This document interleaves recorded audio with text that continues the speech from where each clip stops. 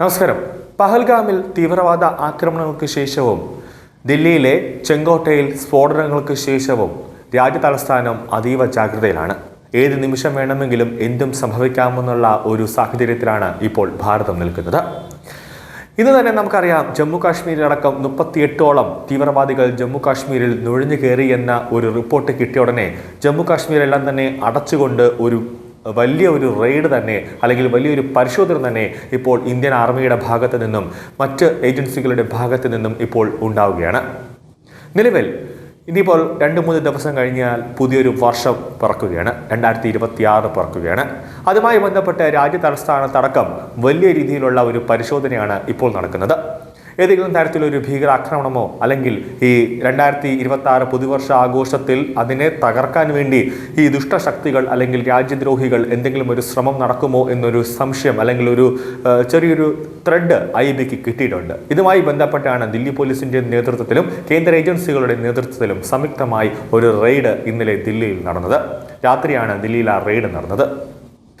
ഇന്നലെ ദേശീയ തലസ്ഥാനത്ത് ഉടനീളം പോലീസ് വിപുലമായ ഒരു പരിശോധനയാണ് നടത്തിയത്.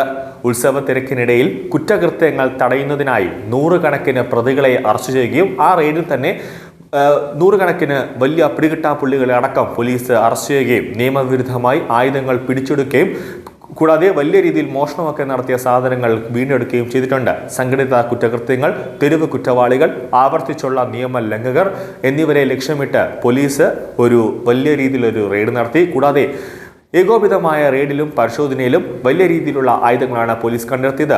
ഓപ്പറേഷൻ ആഹാദ് 3.0 എന്ന പേരിൽ തീവ്രമായ ഒരു റെയ്ഡാണ് നടന്നത്. അതിൽ ആയുധ നിയമപ്രകാരം, എക്സൈസ് നിയമപ്രകാരം, NDPS നിയമം, ചൂതാട്ട നിയമം എന്നിവയിലെ വിവിധ വകുപ്പുകൾ പ്രകാരം 285 പ്രതികളെ ദില്ലി പോലീസ് ഇന്നലെ രാത്രിയോടെ അറസ്റ്റ് ചെയ്തു. കൂടാതെ പുതുവത്സര ആഘോഷങ്ങളിൽ ഉണ്ടാകാൻ സാധ്യതയുള്ള കുറ്റകൃത്യങ്ങൾ തടയുന്നതിനുള്ള പ്രതിരോധ നടപടികളുടെ ഭാഗമായി 504 പേരെ അറസ്റ്റ് ചെയ്തിട്ടുണ്ട്. അവരിപ്പോൾ കരുതൽ തടങ്കലിലാണ്. പതിവ് കുറ്റകൃത്യങ്ങൾ ചെയ്യുന്നവർക്കെതിരെ ശ്രദ്ധ കേന്ദ്രീകരിച്ചുള്ള നടപടിയുടെ ഭാഗമായി ലിസ്റ്റ് ചെയ്തുകൊണ്ട് 116 പേരെയാണ് പോലീസ് അറസ്റ്റ് ചെയ്തത്. അതായത് പുതുവർഷ ആഘോഷവുമായി ബന്ധപ്പെട്ട് പലതരത്തിൽ ആഘോഷങ്ങൾ ഉണ്ടാകും. അപ്പോൾ തന്നെ ഈ ഡ്രഗ്സുകൾ അല്ലെങ്കിൽ ചെറിയ രീതിയിലുള്ള കഞ്ചാവുകൾ, ലഹരി പദാർത്ഥങ്ങൾ ഉൾപ്പെടെ ഈ ചോട്ടാ ടീംസുകളുണ്ട്. ഇവർ തന്നെ ഇത് വ്യാപകമായി സർക്കുലേറ്റ് ചെയ്യാനുള്ള സാധ്യതയുണ്ട്. അതുകൊണ്ട് തന്നെ ഇവരെയും പൊക്കി, കൂടാതെ വലിയ രീതിയിലുള്ള ലഹരി മാഫിയ സംഘങ്ങളെയും പൊക്കി, കൂടാതെ സ്ത്രീകളെയൊക്കെ ശല്യം ചെയ്യാനായിട്ട് കുറേ ആളുകളുണ്ട്, അവരെയും പൊക്കിയിട്ടുണ്ട് എന്നാണ് ഇന്നലെ ദില്ലി പോലീസ് അറിയിച്ചിട്ടുള്ളത്. ഈ ഓപ്പറേഷനിൽ 21 നാടൻ പിസ്റ്റളുകൾ, 20 ലൈവ് കാർഡിജുകൾ, 27 കത്തികൾ എന്നിവയെ ഉൾപ്പെടെ ഗണ്യമായ ഒരു ആയുധശേഖരം തന്നെ പോലീസ് പിടിച്ചെടുത്തിട്ടുണ്ട്. ആഘോഷങ്ങൾക്ക് മുന്നോടിയായി വിപണിയിലേക്ക് കള്ളക്കടത്ത് വസ്തുക്കൾ എത്തിക്കാനുള്ള ശ്രമങ്ങളുടെ സൂചനയായി മയക്കുമരുന്നുകളുടെയും അതോടൊപ്പം തന്നെ നിയമവിരുദ്ധ മദ്യത്തിന്റെയും ചരക്കുകൾ പോലീസ് സംഘങ്ങൾ ഇന്നലെ നടന്ന റെയ്ഡിൽ പിടിച്ചെടുത്തു. അത് നശിപ്പിക്കുകയും ചെയ്തിട്ടുണ്ട്. മോഷ്ടിച്ച സ്വത്തുക്കളും വൻതോതിൽ കണ്ടെത്തിയിട്ടുണ്ട്. ഈ ഓപ്പറേഷൻ തട്ടിക്കൊണ്ടുപോയതോ അല്ലെങ്കിൽ കൊള്ളയടിക്കപ്പെട്ടതോ നഷ്ടപ്പെട്ടതായി റിപ്പോർട്ട് ചെയ്യപ്പെട്ടതോ ആയ 310 മൊബൈൽ ഫോണുകൾ കണ്ടെത്തിയിട്ടുണ്ടെന്നാണ് പോലീസ് പറയുന്നത്. വാഹന മോഷണ ശൃംഖലകൾക്കായി കനത്ത തിരിച്ചടി അവർക്കിന്നലെ ഉണ്ടായത്.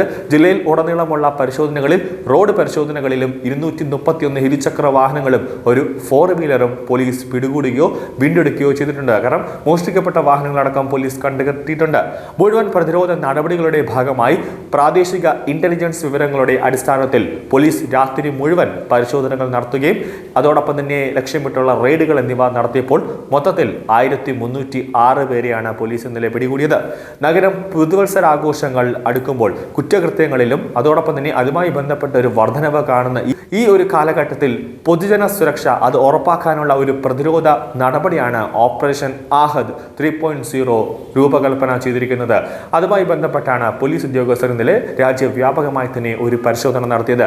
ഈ പരിശോധനയിൽ തന്നെ ഏതെങ്കിലും തരത്തിൽ തീവ്രവാദികൾക്ക് ഒത്താശ ചെയ്തു കൊടുക്കുന്നവരോ തീവ്രവാദികളെ സപ്പോർട്ട് ചെയ്യുന്നവരോ രാജ്യത്തിന്റെ വിവരങ്ങൾ പാകിസ്ഥാന് അല്ലെങ്കിൽ ബംഗ്ലാദേശികൾക്കൊക്കെ ചോർത്തി നൽകുന്ന രാജ്യവിരുദ്ധർക്ക് ചോർത്തി നൽകുന്നവർ ആരെങ്കിലും ഉണ്ടോ എന്നടക്കമുള്ള ഒരു പരിശോധന വ്യാപകമായി തന്നെ ഇന്നലെ ദില്ലി പോലീസിന്റെ ഭാഗത്തു നിന്നും ഉണ്ടായി. അത് വരും ദിവസങ്ങളിലും തുടരും എന്ന് തന്നെയാണ് ദില്ലി പോലീസിലെ ഉന്നത ഉദ്യോഗസ്ഥരടക്കമുള്ളവർ പറയുന്നത്.